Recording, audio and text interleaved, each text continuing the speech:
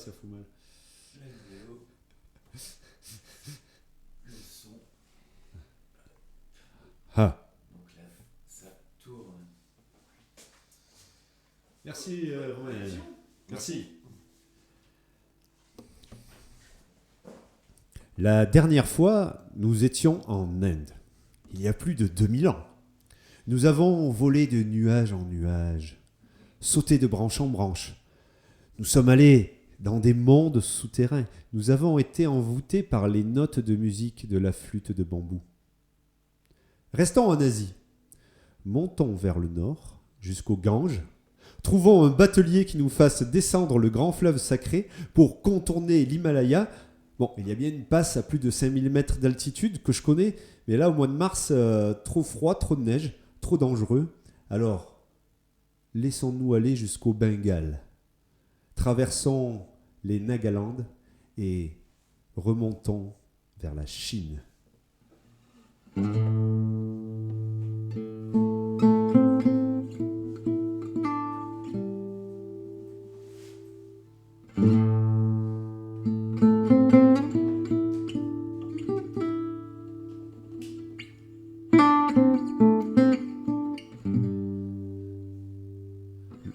Le mois dernier, je vous ai emmené chez les Rajas. Mais aujourd'hui, vous rencontrerez peut-être l'empereur de Chine. Je vous ferai visiter son palais. Et oui, chers auditeurs, chères auditrices, en février, c'était le nouvel an chinois. Nous sommes l'année du dragon 2024. Et on va fêter ça à notre manière.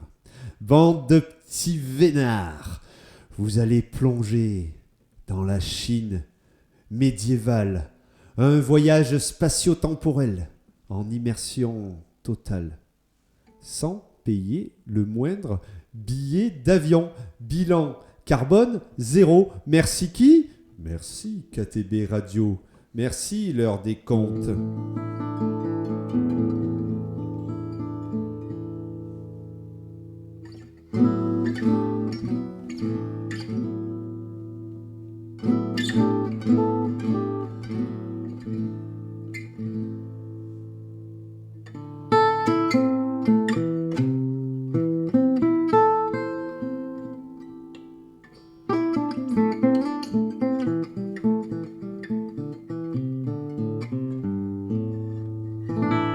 Avec la guitare de Scott, le voyage sera encore plus doux.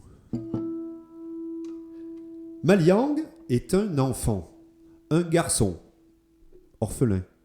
Il habite seul, dans une cabane à côté d'un village. Maliang est chiffonnier. Chiffonnier. Tôt le matin, il prend un grand sac, un baluchon. Il met son baluchon sur l'épaule et part sur les routes.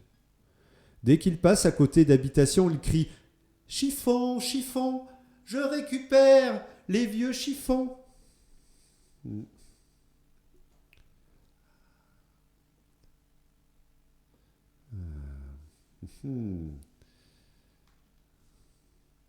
Il récupérait des vieux tissus en lin troués. Il partait parfois plusieurs jours. « Chiffon, chiffon, je récupère les vieux chiffons !» Il récupérait les vieux habits de chanvre, maintes fois rapiécés, et son baluchon se remplissait. Jusqu'à ce qu'on ne voit plus qu'un baluchon sur pattes. Et quand le baluchon était plein, Maliang allait à la fabrique. La fabrique de papier. Avant de poursuivre l'histoire, il faut que je vous explique. Les Chinois ont inventé le papier il y a plus de 2000 ans, à partir de bouts de tissu de lin et de chanvre qu'ils ont broyés, qu'ils ont trempés dans l'eau avec des procédés et des savoir-faire complexes. Les Chinois connaissaient l'encre aussi, une découverte chinoise ou peut-être indienne, on ne sait pas trop. L'encre n'était pas liquide, elle était solide, sous la forme d'un bâtonnet. Un mélange de noir de fumée, c'est de la suie, du charbon, du noir de fumée, de colle de poisson et des plantes. Muni d'une pierre ronde et lisse, avant chaque utilisation, on broyait le bâtonnet d'encre en une fine poudre que l'on mélangeait à de l'eau. Donc, on a le papier, on a l'encre, on a la pierre pour broyer, et on rajoute à ce triptyque le pinceau. Et nous avons les 4 trésors du lettré et du peintre chinois. Papier, encre, pierre à broyer et pinceau. Mais revenons à l'histoire. Maliang apportait donc des chiffons à la fabrique. Il échangeait ces chiffons contre un peu de papier. Le papier, à l'époque, c'était très précieux.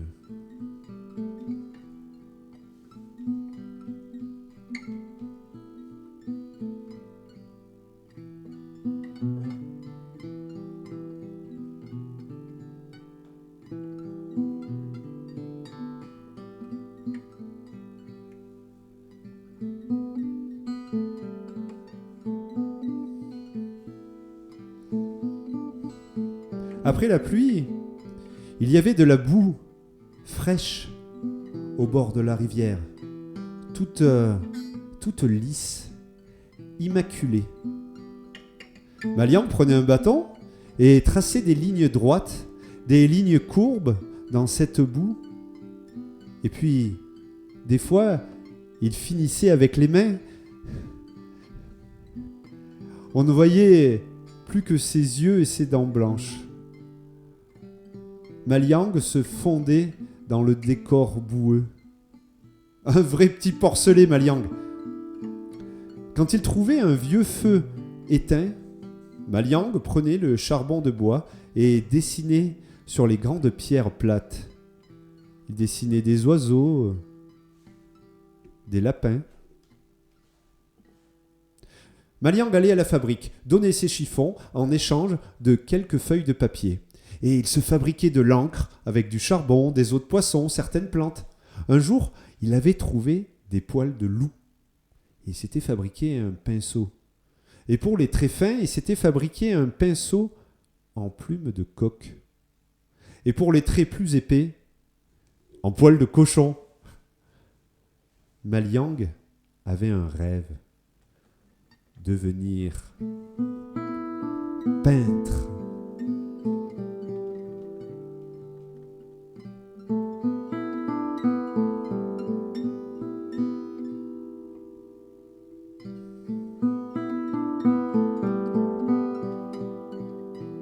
Un jour, il va à la ville.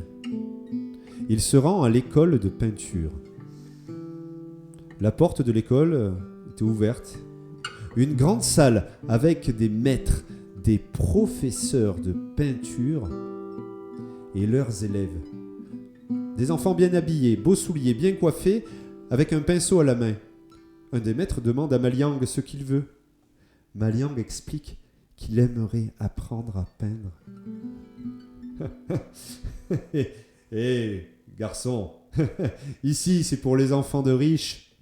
Retourne ramasser tes chiffons.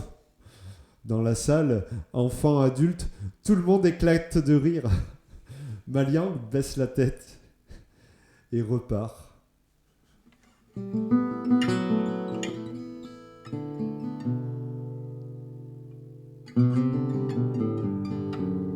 Lorsqu'un vieil homme l'appelle.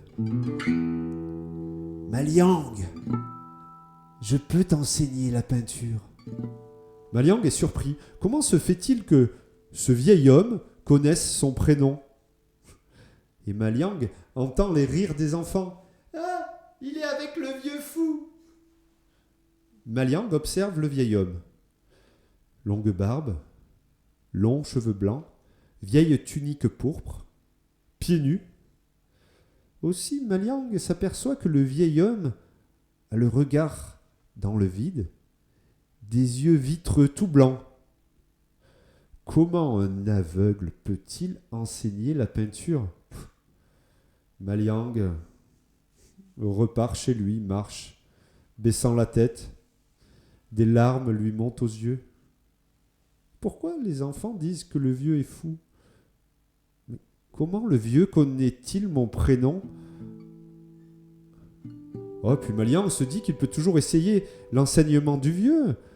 Ça coûte rien d'essayer. Maliang retourne sur ses pas. Le vieil homme est toujours là. Maliang, je t'attendais.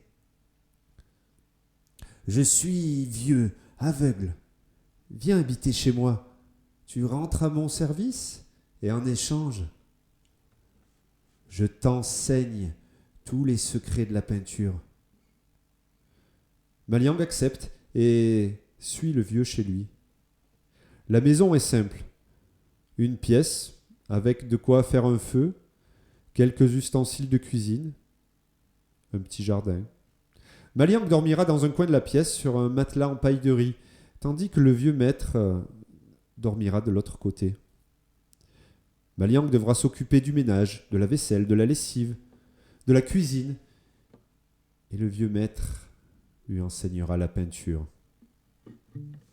Le premier jour, le vieux maître place Maliang devant une feuille blanche. Maliang ne voit pas d'encre. Oh, il a envie de peindre. Le vieux maître a un petit sourire malicieux. Regarde bien ta feuille blanche.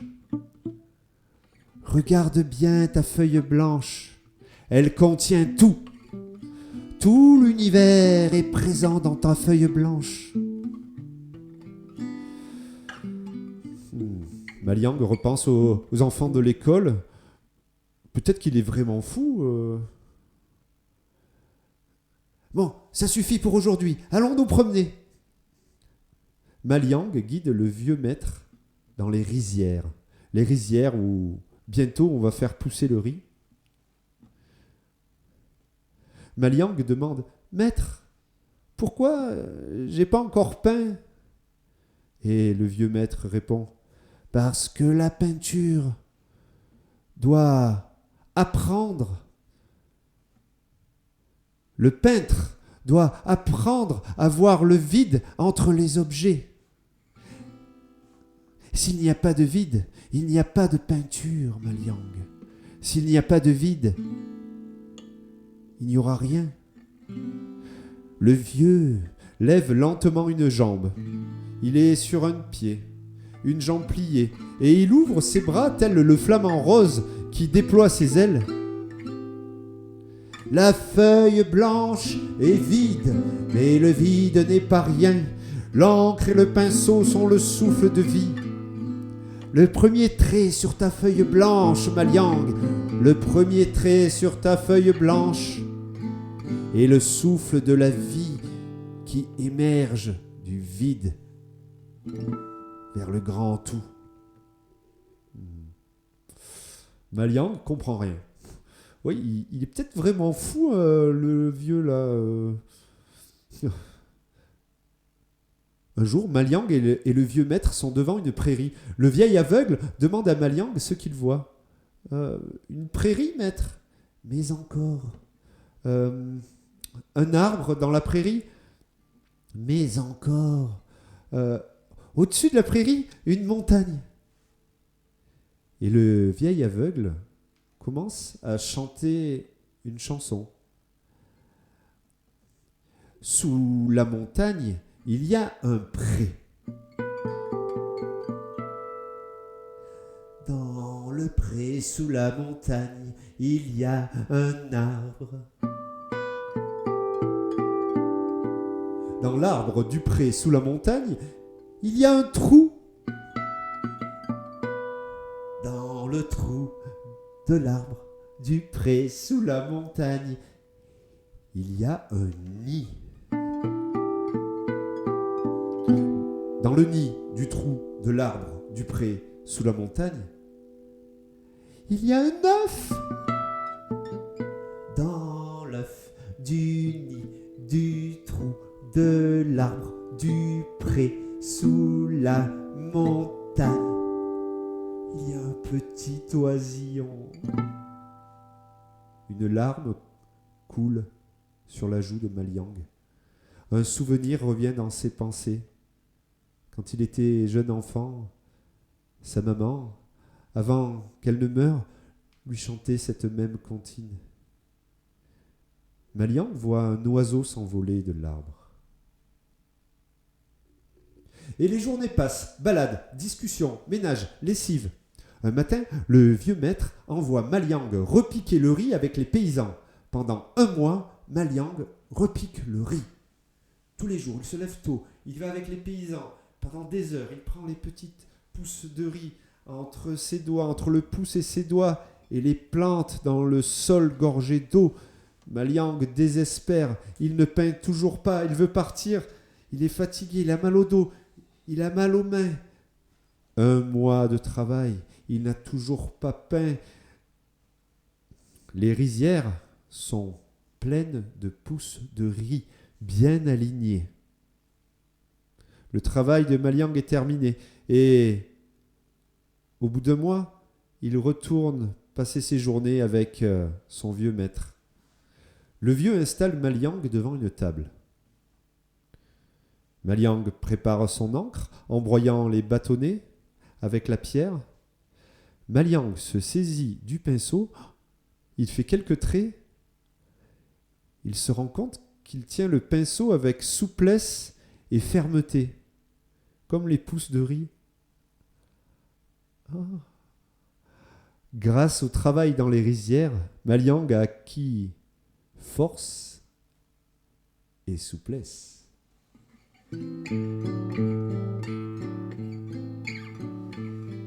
Ah, le papier c'est cher, donc Maliang peint avec de l'eau et ensuite ils font sécher le papier pour s'en resservir.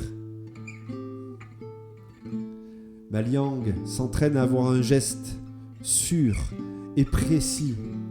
Le premier trait de pinceau qui émerge du vide. Le vide qui n'est pas rien. Oh, Maliang était chez le vieux depuis 1 an. Il était retourné une seule fois au village dire à ses amis qu'il apprenait la peinture à la ville et qu'il ne s'inquiète pas de son absence. Un jour, Maliang demande à son vieux maître « Qu'est-ce qui est le plus dur à peindre ?» Le vieux répond « Le plus dur à peindre... un chien ou une forêt de bambou. » « Maître, qu'est-ce qui est le plus facile à peindre ?»« Le plus facile... un démon ou un fantôme. » Tout le monde a l'habitude de voir des chiens ou des forêts de bambou. Mais personne n'a jamais vu un fantôme ou un démon. Tu es donc libre de le peindre comme tu veux. Maliang demande « Maître, peut-on peindre un chien qui aboie ?» Ah, Maliang, très bonne question. Bien sûr, Maliang. Si tu as envie de peindre un chien qui aboie, tu dois peindre un chien qui aboie. Et en regardant ton dessin, on devra entendre aboyer. Et comme dit le proverbe, si le chien aboie, c'est qu'il n'est pas assez cuit.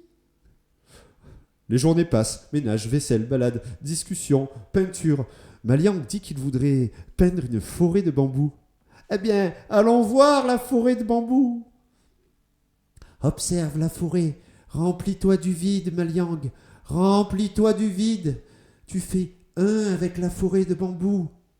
À partir du vide vient le Tao dont émane le 1 du souffle primordial, Maliang. Le 1 engendre le 2, Maliang. Ton premier trait de pinceau, Maliang, et le souffle primordial.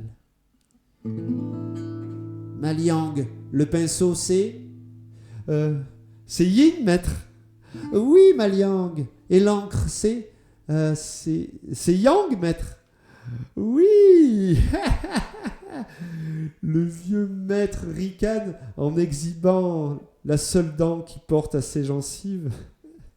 Et le pinceau, c'est yin. Et l'encre, c'est yang. Le pinceau, yin. Et l'encre, yang. Le pinceau, c'est yin. Et l'encre, yang. C'est yin, c'est yang. C'est yin, c'est yang. C'est yin, c'est yang. Le souffle primordial. Et le un naissant du vide. Le premier trait de pinceau sur ta feuille blanche engendre le yin. Et le yang. La lune, yin. Le soleil, yang. La fraîcheur, yin. La chaleur, yang. La terre, yin. Le ciel, yang. Le paysage. Le paysage, il y a tout. Le paysage, c'est yin et yang. Car dans le yin, il y a du yang. Dans le yang, il y a du yin. Dans le yin, il y a du yang. Et dans le yang, il y a du yin.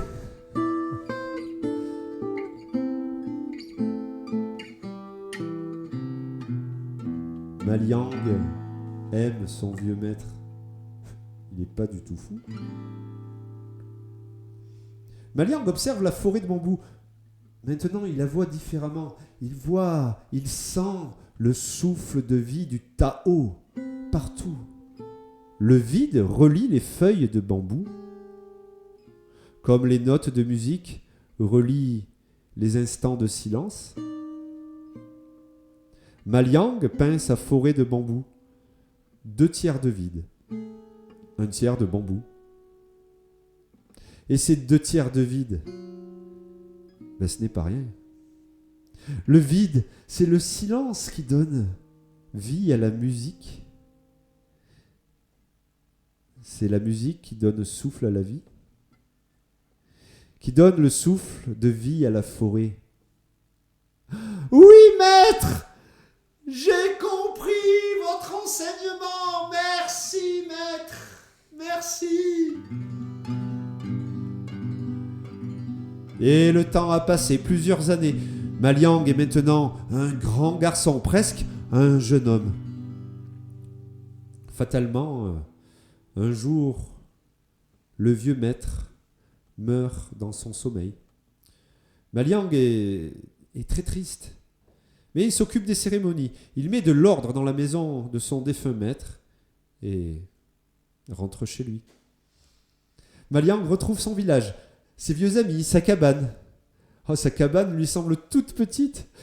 Oh, il n'y a plus de volets, il n'y a pas de fenêtre. Que va-t-il faire demain? Il ne sait pas. Le soir, Maliang se couche. Il a du mal à trouver le sommeil.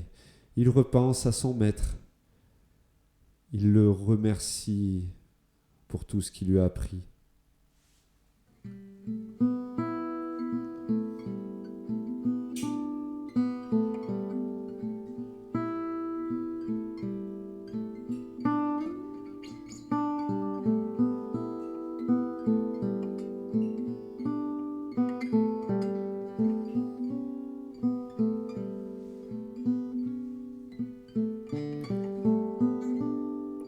Dans un sommeil agité, Maliang rêve. Il voit une silhouette venir vers lui, qui se rapproche, longs cheveux, longue barbe, une tunique pourpre. Son vieux maître s'approche et pour la première fois, Maliang voit le regard de son maître. 2 petits yeux bleus malicieux. Le vieux maître tend à Maliang un petit coussin rouge. Sur ce coussin, un étui ouvert. Et dans l'étui, un pinceau. Maliang est fasciné par ce pinceau. Un manche décoré de gravures et d'or. Des poils d'or et d'argent. Le petit sourire malicieux du vieux maître, sa voix Prends-le, prends-le, Maliang, prends ce pinceau, il est pour toi. Maliang n'ose pas, sa main reste figée. Prends-le, Maliang. Le bras de Maliang s'avance et se saisit du pinceau.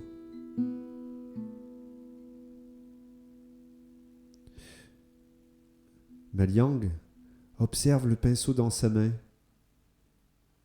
Maliang, tu dois promettre d'utiliser ce pinceau pour le bien et surtout de le céder à personne. Maliang promet. Puis, Maliang tombe dans un sommeil profond. Le lendemain matin, le soleil est déjà levé depuis longtemps. Maliang se réveille, repense à son vieux maître. Maliang a ses poings fermés. Il amène son bras devant son visage. Dans sa main, le pinceau. Le même pinceau que dans son rêve. Maliang se lève, s'installe sur sa petite table, prend du papier, sort un bâtonnet d'encre, sa pierre et broie de l'encre en une poudre très fine qu'il dilue dans l'eau. Il repense aussi à sa promesse, peindre pour le bien et ne le céder à personne. Maliang commence à bien mélanger avec les poils d'or, l'encre,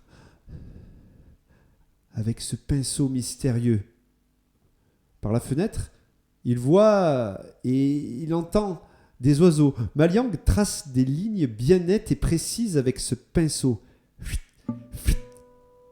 Maliang peut exactement diriger le pinceau comme il veut. Des traits fins, épais, clairs, foncés, un bec, des ailes, des pattes, des plumes. Il a presque fini et lorsque, comme un point final, il dessine l'œil, Maliang ne bouge plus. Il regarde l'oiseau de son dessin qui commence à bouger, à frémir, à s'ébrouer, à remuer. Quelques battements d'ailes et il sort de la feuille de papier. L'oiseau devant le visage de Maliang, debout sur la table et s'envole par la fenêtre. Maliang trempe son pinceau dans l'encre, peint une queue, des nageoires, des écailles, des branchies, et quand il dessine les yeux, un poisson sort de la feuille, fait des petits sauts, saute sur la fenêtre, saute à l'extérieur et par des petits bonds successifs rejoint la rivière. Maliang regarde son pinceau et il comprend. Il comprend que son pinceau est magique. Maliang nettoie les poils du pinceau, le place dans un étui, le place dans la poche intérieure, au niveau du cœur, dans sa veste, prend ses affaires, papier, encre, pierre, et part vers le village, retrouver ses amis. Quand il arrive au village, c'est la détresse des villageois, des pleurs, des lamentations. Le matin même, alors que Maliang dormait, les hommes du seigneur Tsai sont passés relever l'impôt, les taxes. Le seigneur Tsai est le seigneur de la région. Très mauvaise réputation. Il a l'habitude de prendre beaucoup d'impôts aux villageois, beaucoup plus que ce que l'empereur ne l'y autorise. Juste avant l'hiver, les soldats du seigneur Tsai ont pris l'argent des villageois et quand ils trouvaient qu'ils n'avaient pas assez, ils ont pris des poules, des cochons, des chèvres, des sacs de riz. Dans le tumulte, au milieu des lamentations, Maliang emprunte une table, s'installe sur la place du village, sort des feuilles de papier, ses bâtonnets d'encre, sa pierre, son pinceau. Un vieux lui dit « Le seigneur Tsai m'a volé mes 6 porcelets que je gardais pour manger cet hiver, et toi, tu peins, alors que moi, je vais mourir de faim. Combien de petits cochons, tu me dis ? 6 ? Maliang, quelques traits, peint des oreilles. une queue en tire-bouchon, des pattes, des petits yeux mignons et... Les petits cochons sortent de la feuille de papier, se retrouvent sur la table, sautent de la table et courent dans la rue. « Prends ces porcelets, mon ami, ils sont pour toi, je te les offre. » Et le vieux part après ses cochons. « Aidez-moi à les attraper, c'est fantastique, c'est incroyable. C'est Maliang qui me les a donnés. » Ah, c'est la queue devant la table à dessin de Maliang. « Oh, ma pauvre vieille, tu n'as plus de poule, le seigneur Tsai t'a tout pris. » Des pattes, des plumes, des ailes, une crête, un bec, des yeux et... Les poules sortent une à une de la feuille. « Aidez-moi à les attraper, c'est Maliang. » Toi, ta brouette est cassée. Allez, quelques traits de pinceau et... Une brouette toute neuve. Et comme ça, tout l'après-midi. Ah non, toi, tu es déjà passé. Et ah, non, je ne peux pas prêter mon pinceau. Non, je ne vais pas dessiner plus que ce que tu as besoin. Ah, c'est la fête au village. Après la désolation du matin, la joie. Grâce au dessin magique de Maliang, on rit, on danse, on chante. On chante la magie des dessins de Maliang. Maliang rentre se coucher à sa cabane. Oh, il est heureux. Il est devenu peintre. Ça y est, son rêve se réalise. Et il va pouvoir aider au bonheur des gens.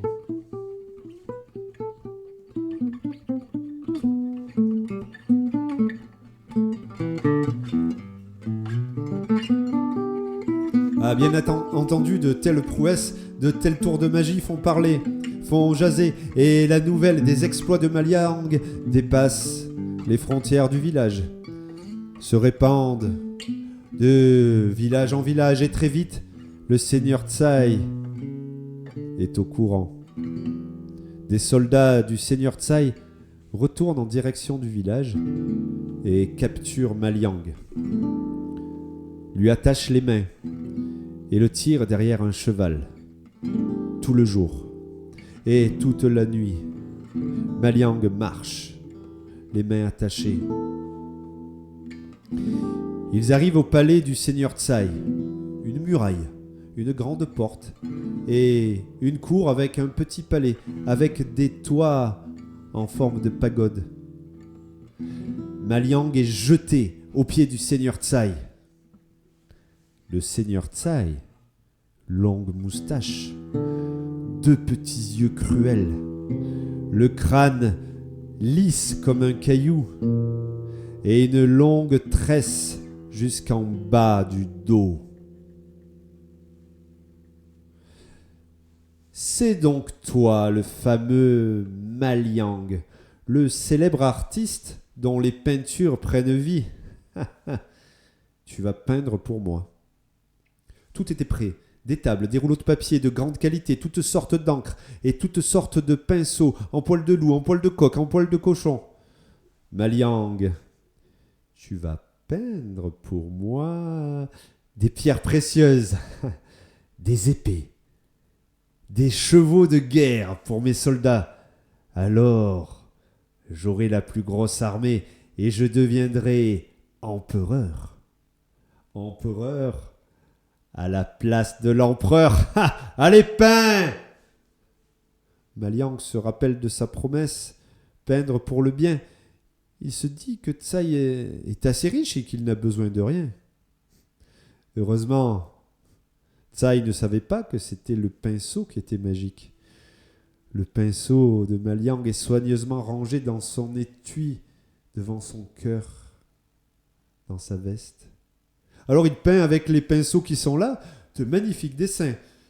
Mais aucun ne prend vie. Tsai est furieux. Tu vas passer quelque temps enfermé sans boire et sans manger. Et après tu vas changer d'avis. Et il y a intérêt que tes dessins prennent vie pour moi. Il fait enfermer Maliang dans les écuries. Les écuries derrière le palais, là où on met les chevaux les plus fougueux, les plus dangereux, les étalons, avec des grosses portes bien épaisses fermées de l'extérieur. Maliang y est jeté. Pièce sombre, froide, très froide. En plus, il commence à neiger.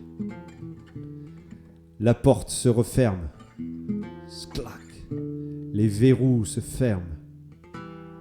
Il va rester pendant des jours. Maliang se retrouve tout seul. Maliang prend son bâtonnet d'encre, sa pierre et commence à broyer l'encre en une fine poudre.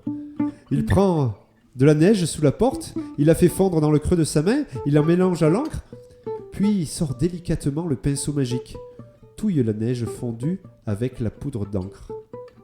Il sort une feuille et commence à peindre. Oh, une table! Une table pour bien s'installer. Il fait froid quand même.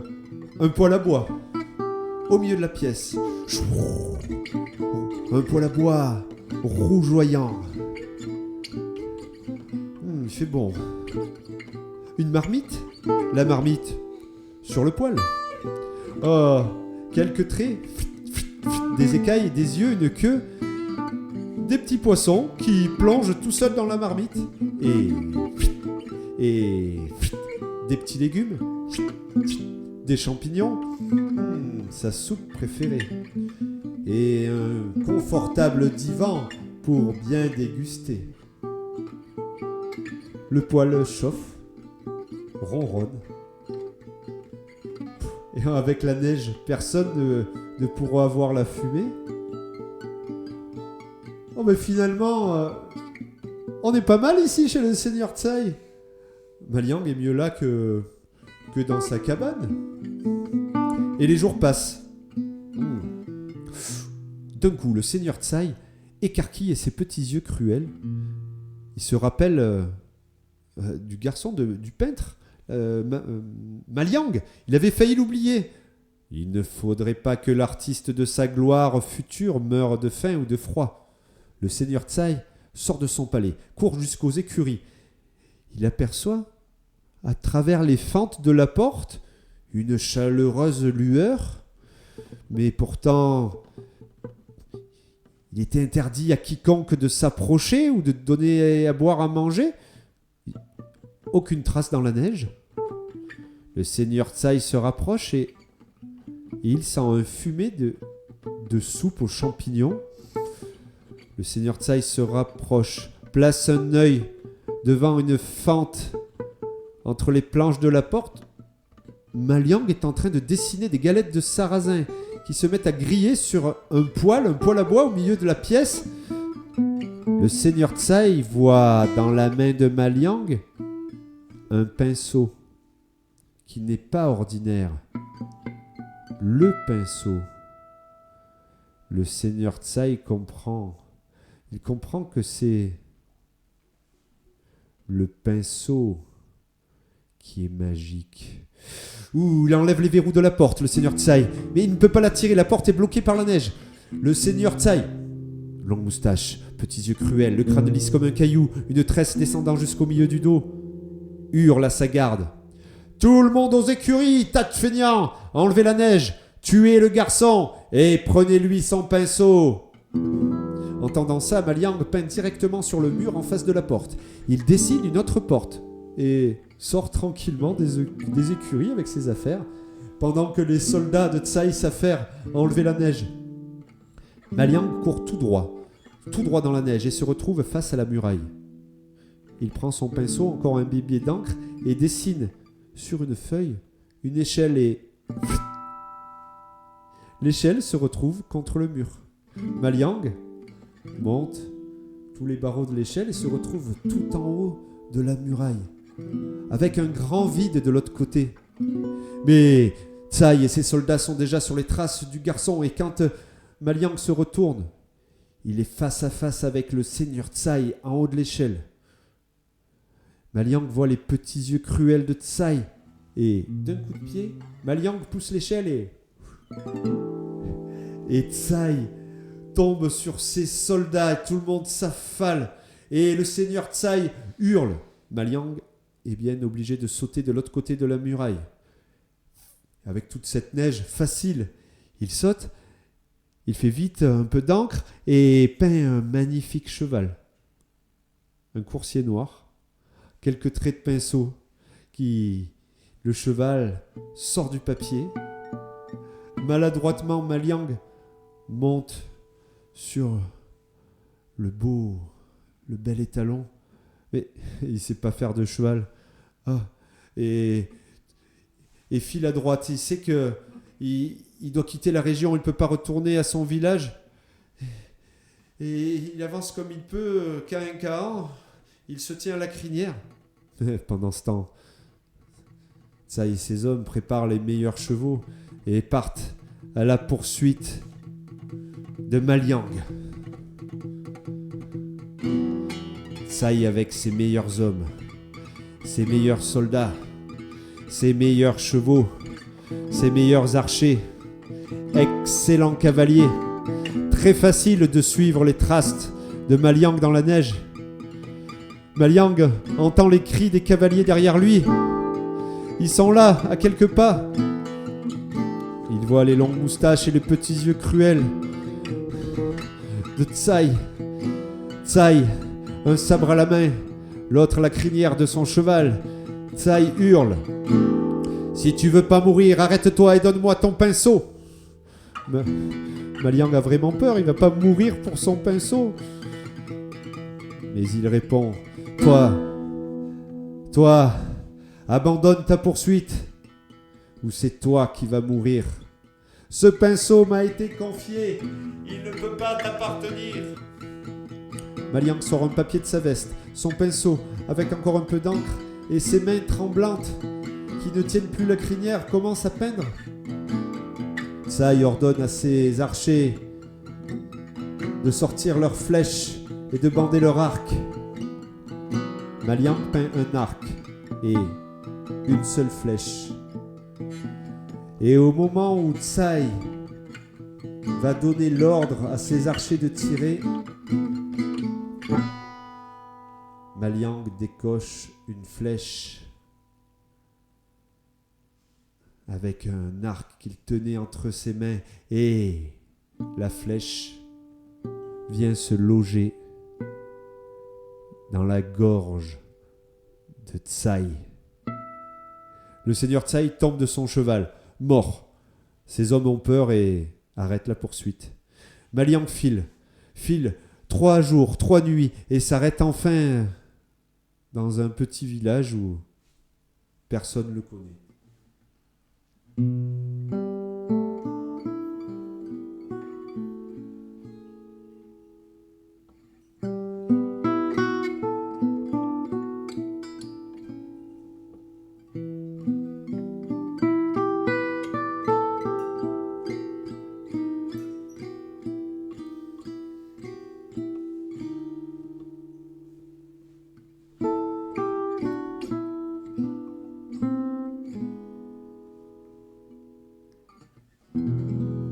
Maliang décide de vivre de ses peintures. Il pourrait peindre avec d'autres pinceaux, mais le pinceau magique est tellement agréable à utiliser. C'est tellement le prolongement de l'esprit de Maliang. Alors, pour pas que ses dessins prennent vie, Maliang ne finit pas ses dessins. Il oublie un œil, il oublie une aile, il oublie une patte par là. Maliang échange ses dessins contre de la nourriture, contre un lit pour la nuit, ou même un peu d'argent, sans utiliser les pouvoirs magiques du pinceau qui lui a été confié. Son pinceau magique ne s'use pas. Il voyage ainsi pendant plusieurs lunes. De temps en temps, s'il rencontre des gens dans le besoin, il va discrètement dessiner pour eux. La tempête a arraché le toit de la maison et discrètement... Un toit tout neuf. Mais qu'est-ce que tu me racontes là ? Il est nickel ton toit. Et Maliang va de village en village, de village en ville, de ville en village, de ville en ville. Et Maliang arrive dans la grande capitale. Oh, les gens sont plus riches. Maliang marche émerveillé dans la plus grande ville de l'Empire, la plus grande ville de l'Empire de Chine. Maliang arrive sur une grande place. Oh, il y a des écrivains publics, il y a des peintres, on peut acheter du papier, de l'encre. Oh, Maliang est au paradis des artistes, il admire tous ses collègues et il décide de s'installer. Il montre quelques-uns de ses dessins. Ces dessins font bonne impression. Bonne impression à un mandarin. Un mandarin, c'est un riche commerçant. Il lui commande un dessin grandeur nature. Une grue. La grue, cet oiseau vénéré en Chine. Cet oiseau, symbole de longévité, de sagesse et d'élévation. Maliang accepte la commande. Il déroule une grande natte sur le sol.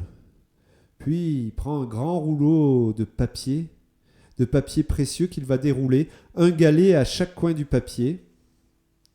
Méticuleusement, il sort sa pierre, ses encres. Il prépare 2 couleurs, du noir et du rouge.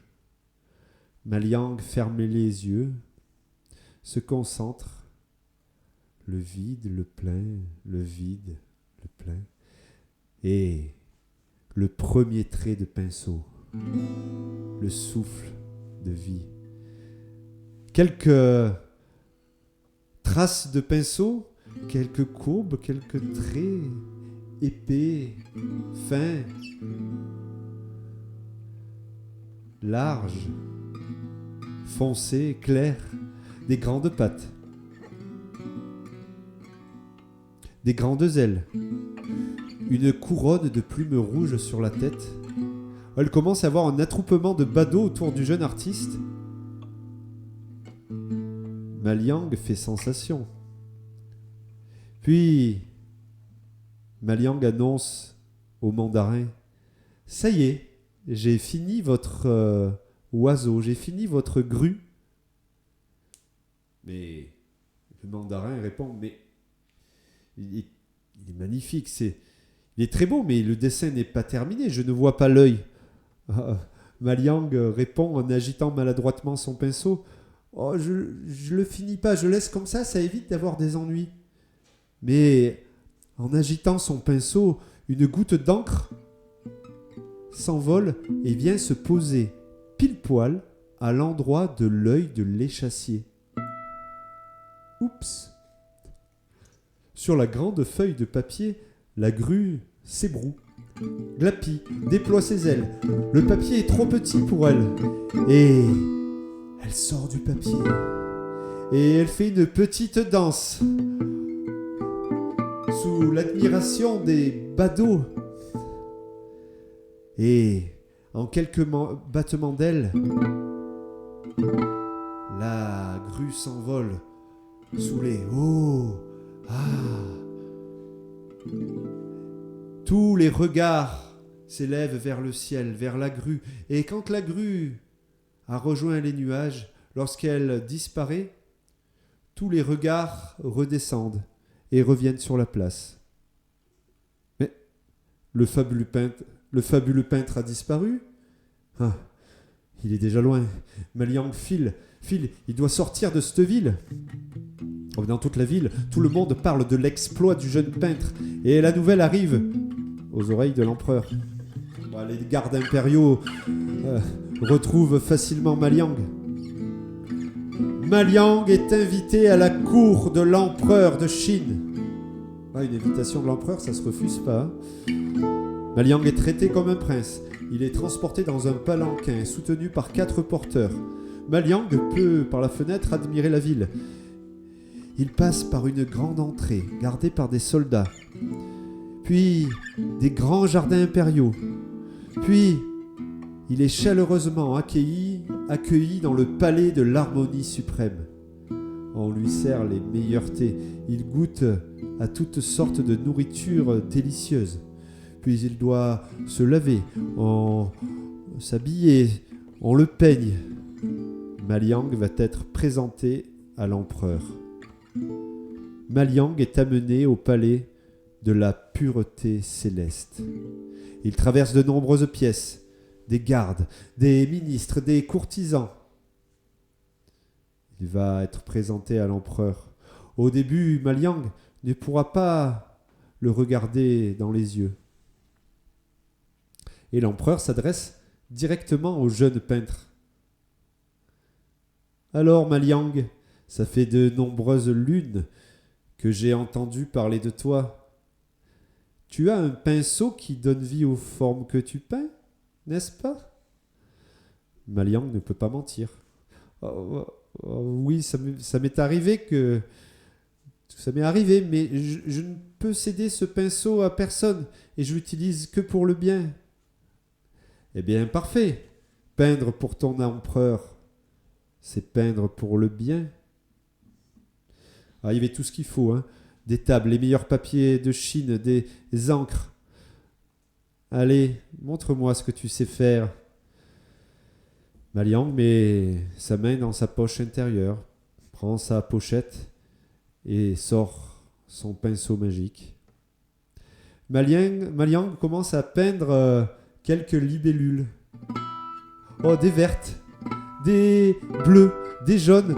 Elles sortent du papier et illuminent le regard de tous les sujets de l'empereur. Jolies ces libellules, Maliang, tu es très doué. Mais j'aurais préféré un dragon avec lequel mes armées seraient invincibles. Je pourrais conquérir le monde. Maliang dit qu'il ne peut pas faire de dragon, mais l'empereur insiste. Maliang tremble et peint maladroitement un coq déplumé qui chante horriblement, qui casse les oreilles à tout le monde et qui monte déposer quelques fientes sur le trône de l'empereur. D'un regard de l'empereur, un garde se saisit du pinceau magique et l'amène au souverain. Un autre garde apporte de la peinture dorée à l'empereur. Directement sur le mur, l'empereur peint un grand coffre rempli de pièces d'or. La grande salle de la pureté céleste s'illumine et coule du mur comme une cascade de pièces d'or qui se déversent sur le sol. Je ne suis pas seulement un grand empereur, je suis aussi un grand artiste. L'éclat de l'or illumine tout le plafond de la grande salle. Puis l'or s'arrête de briller et l'or se métamorphose en serpent. Un serpent énorme. Le serpent commence à glisser, passe entre les ministres, puis revient dangereusement vers l'empereur. C'est la panique. « Garde, garde, enlevez-moi cette bête !» Les gardes sortent leurs lances et plus de 20 gardes entourent l'animal et le piquent et le tuent. L'empereur comprend que seul Maliang peut maîtriser le pinceau. « Maliang, je te rends ton pinceau. Peins ce que je te demande. Tu ne feras pas de dragon, mais tu feras le reste, et tu seras riche. Si tu refuses, tu mourras. » Mais Maliang, il réfléchit, puis il accepte. L'empereur ordonne à Maliang de lui peindre de l'or, beaucoup d'or. Maliang repense à sa promesse, peindre pour le bien, et il a une idée. Maliang s'adresse à son Altesse suprême, l'empereur. Votre Altesse, si je vous peins de l'or et que je meurs, un jour votre réserve d'or diminuera, ou si un jour le pinceau n'a plus ses pouvoirs, vous perdrez votre or.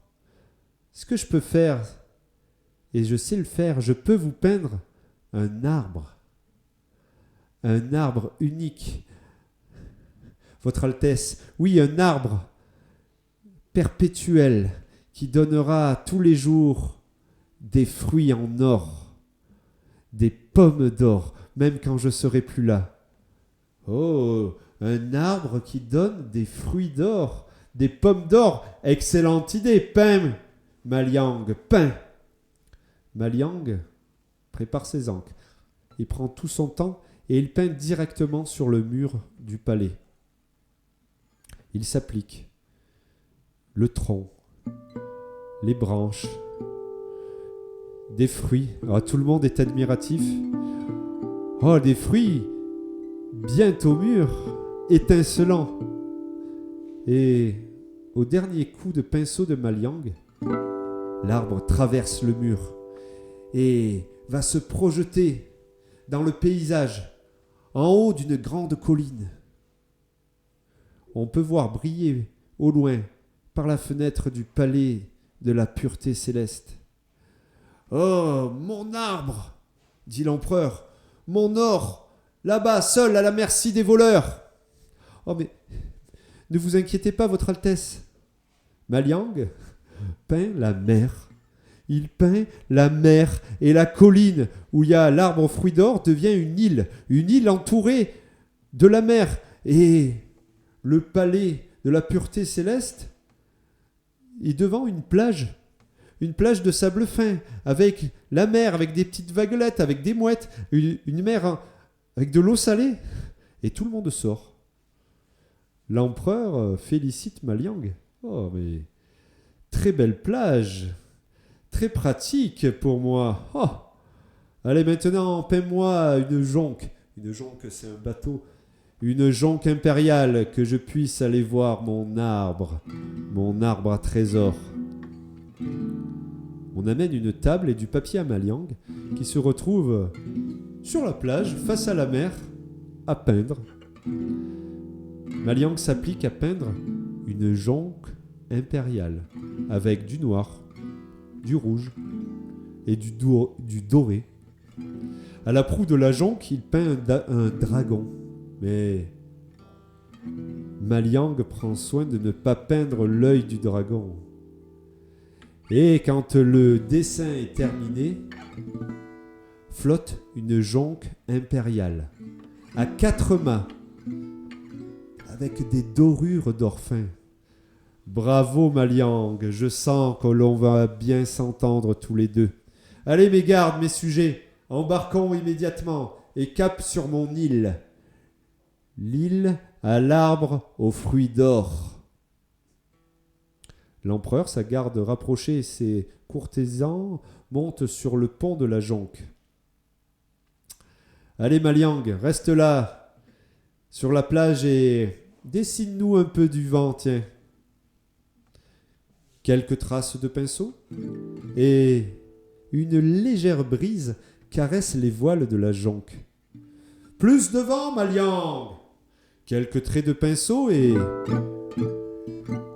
une brise gonfle les voiles de la jonque et la jonque s'éloigne paisiblement de la plage. Mais ça ne va pas assez vite pour l'empereur. Plus de vent, Maliang, feignant! Maliang, avec des grands gestes, peinturlure la grande feuille de papier. De grands nuages noirs montent dans le ciel. Des éclairs traversent les nuages. Des grosses vagues secouent la jonque qui file vers l'île à l'arbre aux fruits d'or. Et l'empereur hurle. Moins de vent, Maliang! J'entends pas, qu'est-ce que vous dites? Parlez plus fort, mon empereur! Et la jonque file se fracasser sur l'île à l'arbre aux fruits d'or. D'un trait, avec son pinceau magique, Maliang partage la feuille en deux. Une grande faille s'ouvre. La terre se déchire. L'eau de la mer est aspirée. La jonque, l'empereur, ses gardes, ses courtisans, l'île et l'arbre d'or sont aspirés dans les entrailles de la terre. Quelques traits de pinceau et la terre se referme. Le soleil revient. Plus un souffle de vent. Maliang nettoie son pinceau, le range dans son étui. Oh, il prend quelques belles feuilles de papier sous le bras, de l'encre, et quitte le palais. Et Maliang est reparti. Maliang a poursuivi son voyage sur les chemins de la Chine. Et c'est là qu'on a perdu sa trace, tant il a su se faire discret. Oh, de temps en temps, on entendait des histoires de dessins qui prennent vie, mais que des rumeurs.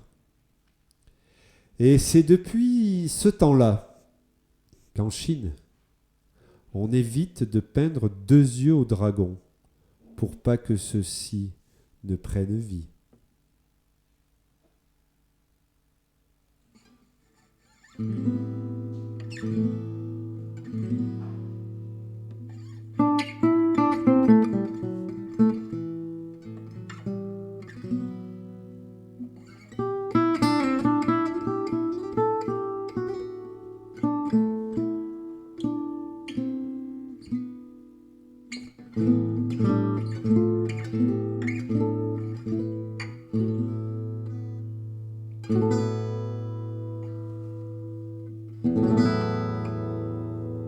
Merci à Scott pour la musique. Merci à KTB Radio.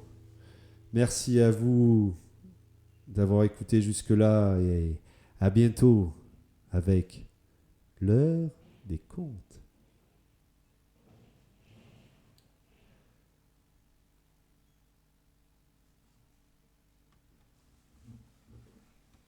Finito. Pas mal.